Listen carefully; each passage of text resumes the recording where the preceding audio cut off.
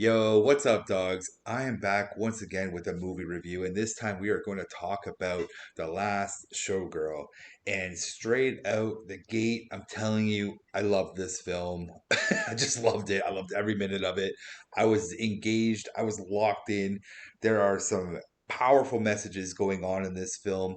It's shot on film, it's blurry sometimes, and that just goes with the hecticness of it. You're not reshooting a lot on the film aspect of things. It's a small location, small set, lots of little pieces. Like, you got the house, you got the strip club, like the back of the strip club where the ladies dress. You have a bar scene here and stuff, but it's like very tight, very small cast, so to speak, of these women who are navigating life all through different ages and aspects of their life as well. And there's a lot of just thought provoking questions that go on throughout this movie, not necessarily that just deal with womanhood and being like a woman who's like, this movie is just great, but there's also the other themes of art and chasing art and giving it all you can give and sacrifices to do the thing that you love to do, and how much are you willing to sacrifice to in order to achieve those goals and dreams. You know what I'm saying? And that's a lot of these questions going on here. Because even at the very end of it all, you kind of sit there and go, well, geez, was it worth it? You know what I'm saying? Like, was this whole career? Because I believe she's a dancer for 40 years in this movie, right? Or at least 30, we could say. But she's been doing it pretty much her entire life. And she has a daughter named Hannah, who's played by Billy Lord. And she's like, okay, how can I word this without it being disrespectful? Because she's not like this, like, she's aged out. That's the thing. She's aged out of being a showgirl. And the showgirl show in Las Vegas there is canceled. It's the end of its run because it's old. It's old fashioned and no one goes to it anymore. And we're looking at this like way of thinking of like out with the old, in with the new, and you have these women who are caught up in this transition, and honestly they didn't leave the most, I would just say, financially responsible life because they were pursuing the art form that they kind of forgot like they never thought that the money would end, so to speak. You know what I'm saying? And you kind of get that a whole vibe with Jamie Lee Curtis's character Annette, and she kind of is like honestly, man, some of these this woman, this character in particular, really reminded me of some people that were in my life as a youth. Through my mom's friends group at the time, the women that would always sit at the kitchen table, smoking their cigarettes, drinking their beers, and talking mad trash. That was like exactly in that. Like I was like sitting there, I was like taken back. All we needed was some rock and roll music. You know what I'm saying? And I was like, whoa, this is my childhood right here. You know what I'm saying? And that character, she was kind of like when I look back at it, it's like she lived this life of like the money will never end. She always called herself lucky. She was getting all like she would always win at the slot machine, but you would see that eventually her luck runs out, and that's a theme in this movie. Like there's so many themes you can walk away from this movie. You know what I'm saying? And like you have the whole trials and tribulations of each one of these characters, because even you have like the trials and tribulations of Eddie, played by Dave Bautista, which isn't that much, but he's not losing a job, right? His life is fine, and that's like a little thing that they're showing here is like Dave Bautista focused on the job, not the actual art form of it. But his character was like, I'm just here doing the lights and organizing everything, and he has a job for life because when the new show comes into town, he's like, yeah, I'm already going to be working for those guys. You know what I'm saying? And that like forms a little bit of jealousy between Shelly and Eddie, and there's some story between them too. There's a more than meets the eye between those two characters, and I don't want to spoil that for you because even I was kind of surprised when they dropped that on you, and you're like, oh, okay. And then you have the two younger dancers, who is Jody, who's played by Kiernan Shipka, and as soon as I saw her, I was like, oh snap, it's Sabrina. She's in some movies this year. You know what I'm saying? She's getting it somewhere, and she is kind of just like a lost, I guess in a sense, baby cub in the world of this dancing and stuff. And she looks at Annette and Shelley as like mothers in a sense. And we don't know a lot about her history, but there seems to have been a falling out of sorts between her and her family, and that is why she dances. And she's trying to figure out what to do next, right? And she's into the more new age of shows that are going on in LA, and that kind of butts heads between her and Shelley in particular.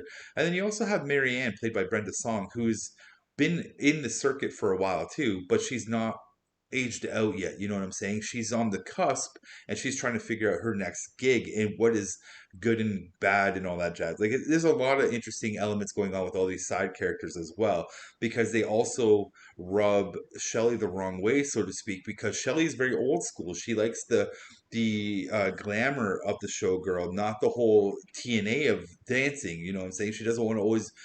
She likes the provocativeness of it, like the old school style of like show and don't tell and all of that stuff.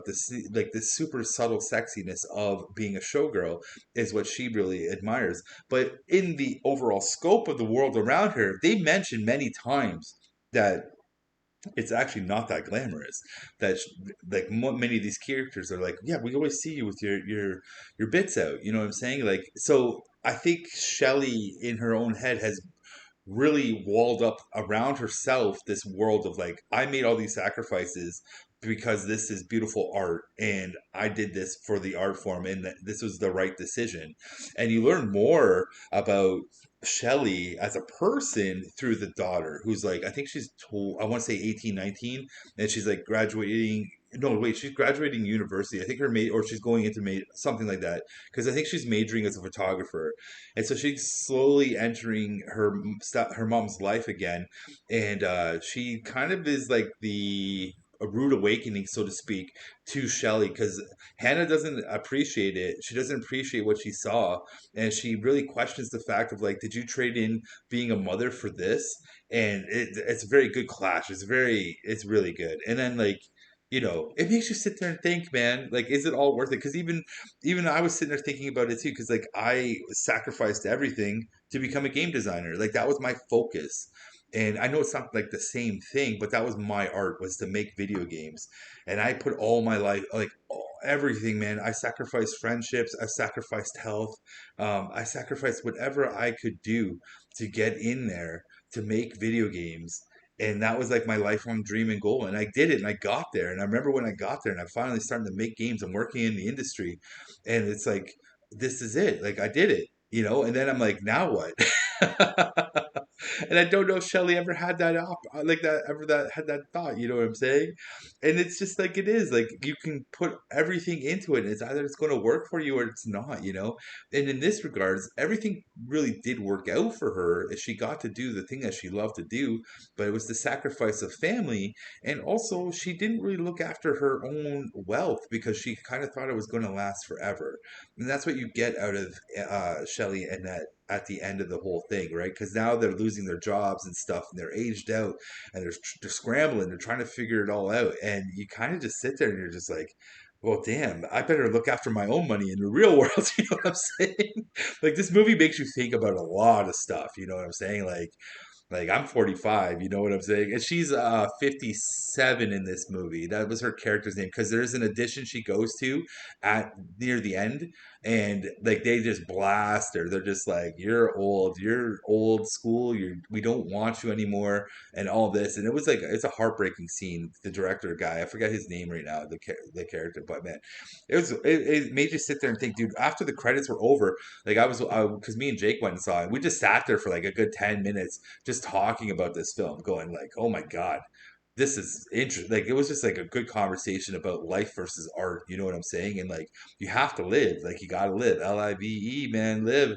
But like, also, what's the sacrifice? How much do you put into art versus life and all that stuff, man? It's a very thought provoking movie. And then there's the whole aspect of just being a woman in general, like timelines and all that jazz too, right? And the sacrifices of being a woman and things too. So there's a lot of layers to this movie that you can definitely walk out of it and be like, oh man, it's a very thought provoking movie. I honestly think everyone should go and see this movie.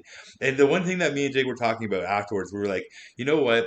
This movie needed just one scene of Elizabeth Berkley as a showgirl. Just one scene of her in it, just a little cameo of her. Because as you're watching this movie, you are thinking of showgirls the whole time as well. And I'm like, man, wouldn't that have been just a fun little cameo of Elizabeth Berkley? Her character, she's still in LA. She never left after all.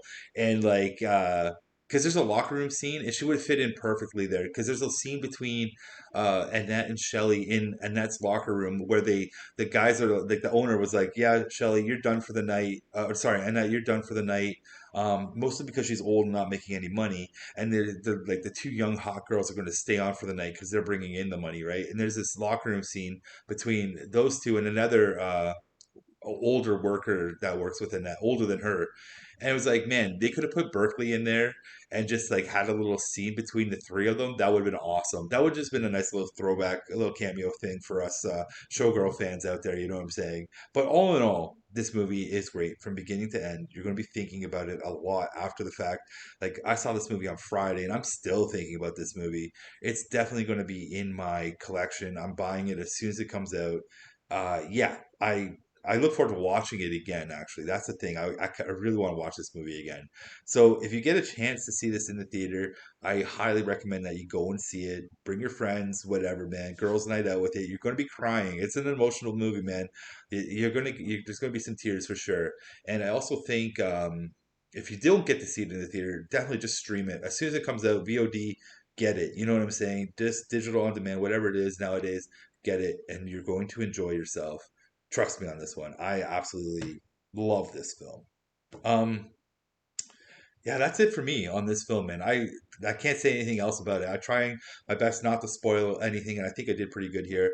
But that's it for me for my review on this movie. I really enjoyed it. So drop a like, leave a comment below if you've seen this movie, and tell me what you think about this film as well. Don't spoil anything for the people who haven't seen it yet, but just tell me what you thought about this movie, or not, or you didn't like it. Just give me a little feedback on what you thought there. And hit the subscribe button and hit the notification bell because I'm always reviewing trailers and movies. And that's it for me, guys. It's Thursday. It's one more day to go until the weekend. I'm shopping for a new car, well, or a used car. I haven't decided yet, but that's life, man. Live. We're living, man. We're living. Anyways, I'm out of here, guys. Don't work too hard. Peace out. Bye.